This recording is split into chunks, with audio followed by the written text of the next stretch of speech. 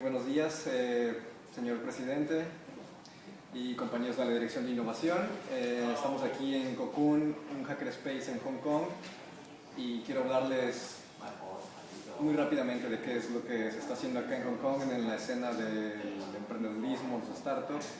Y qué mejor que aquí con un emprendedor. Su nombre es Nicholas Wang y voy a dejar que él mismo se presente. La primera pregunta que quiero hacer es, the first question I want to make you is, who are you? Who am I?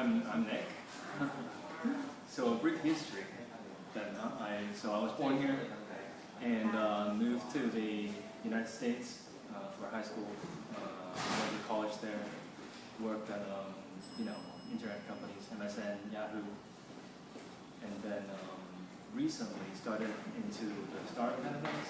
So moved to Japan to do a crowdsourced design company for Lego in Denmark, and then came back here last year for my own crowdsourced manufacturing company called Makeable.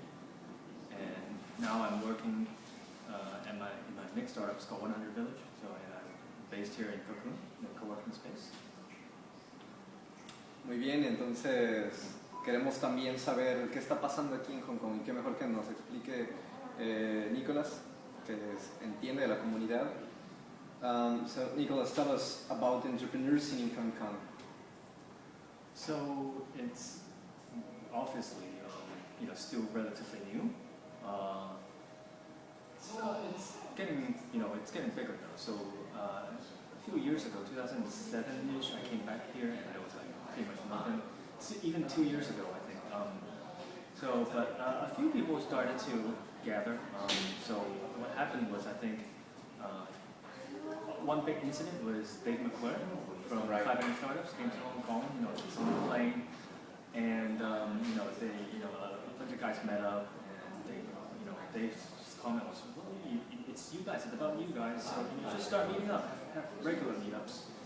So I think like 4 guys just started this whole thing, kind of like having a regular meetup at a coffee shop. That's all it was, And then started organizing, startup-related events and stuff. And I was away, I was in Japan, so I'm not involved in this.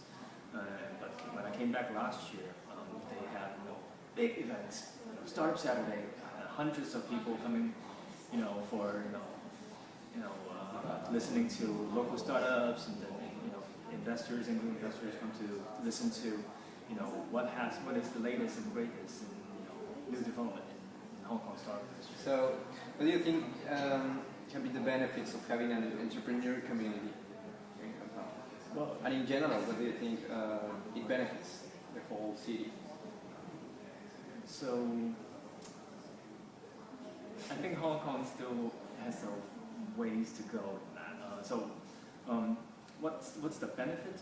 I think it's you need to have a community. You need to have an ecosystem of kind of like supply and demand, kind of like people who want to start businesses, people who are has the skill to help those people who want to start businesses. Yeah, and having a community like that allows people with that kind of mentality and those ideas to sort of like get together and throw ideas at each other and then just do things, kind of work things out. So without a community, if you're trying to start a company, if you have to start one, it's very hard to do it in your own kind of like shell. It's very hard. You can't get very far. What was the second question? That's the benefits that it brings entrepreneurs into To the city. Yes. Sure. So probably maybe in the government. Yeah. So I think, and I've seen this in America as well. Typically for a well-established economy, you've got the big players, right? So for Hong Kong, it's the finance industry, it's the real estate industry. So those are the big players who kind of already control a lot of things. So there isn't a lot of growth. The people are, the rich people are getting richer, and the poor people are getting screwed. And there's only so far you can go with that, if you want to break out, basically. So just look at America. The old industry, the banking industry, kind of like screwed everything up. So I think they were in a pretty bad situation, but because they have Silicon Valley, there's this whole mentality of startups that employed a lot of people in those areas. So they are actually able to kind of like, hey, bounce back and kind of like, do something new and create new value, right? Create a new economy. If you don't do that, then when the old guys die, when someone else from another country maybe come in and kind of like, then what are you guys going to do? Of course, right? So are you telling us that you would strongly recommend to Zapopan to build their own hackerspace? So yeah, it takes different sectors of the society. Policymakers having that the foresight to see, hey, I want to help the people to start new businesses because 10, 20 years from now, maybe shorter, 5, 10 years from now, you may have some new economies that will give back to the government. And so people who want to do things, policymakers who support those people, and then also there's the academia, people who do research, the school or universities, where the people study and hey, I've got this new super invention I've invented, putting back into the commercial side and then having the government support that. This whole ecosystem needs to exist for basically new things, new economies to come into place. All right. I would also like to ask you, what is all of these phenomena called Startup Weekend? Oh, so Startup Weekend, it's great. So I first heard of it when I was in Tokyo. One of my friends in the startup community actually brought it to Tokyo. So I never heard of it before, and he was like, Nick, you gotta try it. And it turns out they did a pilot version, right, where actually Dave McClure came to Tokyo and did that. I wasn't there, but I was on Twitter and I saw, this is interesting. I keep seeing it, wow, what are these crazy names, crazy companies being made over the weekend. And so come a few months later, they did the official first one and I joined. I paid the full price. It's pretty expensive too. But it's the whole weekend.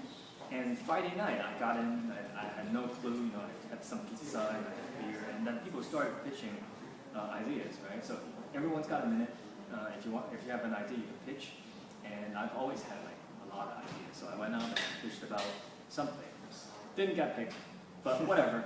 I found another one that was pretty interesting. Yeah. Both of us actually didn't get picked, but we found each other, right? And we're like, that's a good idea, I'll support you. So I got basically 5, 6 people who basically joined together and support that one idea. And we worked throughout the weekend. And we ended up being in second place. Just 1 point.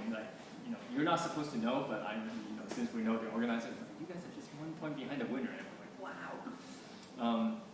But it kind of like you do it once and you have a little change in your mindset, basically. Yeah. So I found that it's especially good for young people who have a lot of maybe complaints or just you look at the world and you see, wow, there's so much problem up there. Yeah. I wish I could do this. I wish I could do that. Would you recommend children and maybe old people? They actually do that in schools. Oh. Yeah. So one of the person I met is from UW. So I went to UW in Seattle, and he actually did micro startup weekends in his class. It's highly recommended for students. Like a hackathon. Yeah, it's kind of like a weekend, and you can experience having kind of real work basically. You have an idea, you work on it real hard for just a weekend, but you get the sense of okay, I meet people, I can actually turn an idea into some form of a realistic product. It changes your mind. You go from there's so much I want to do, but realistically I just want to work at a job or something.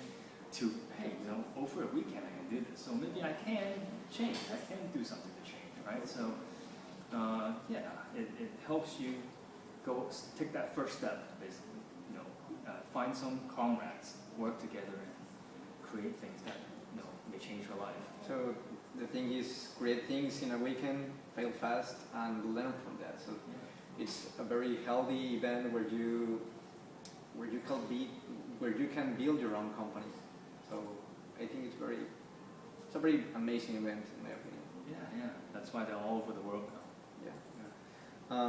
Well, finally, we would like to know what have you learned in general about the Startup Weekend, and how do you think it's going to change in probably 2 years the community here in Hong Kong, or maybe 5 years? The impact of making Startup Weekends and generating this community in an organic way. What do you think is going to come out from all of this? So I think, and I've already seen this, is definitely people who maybe normally wouldn't have started their own company, they did, they already did in Hong Kong. Yes.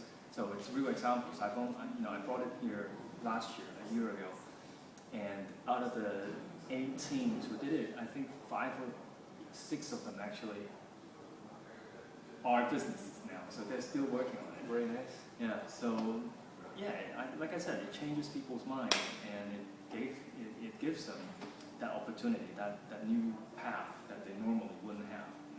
So it's only the first step, and that's all it takes. People who take that first step, they know, hey, maybe I can take the next step. Right?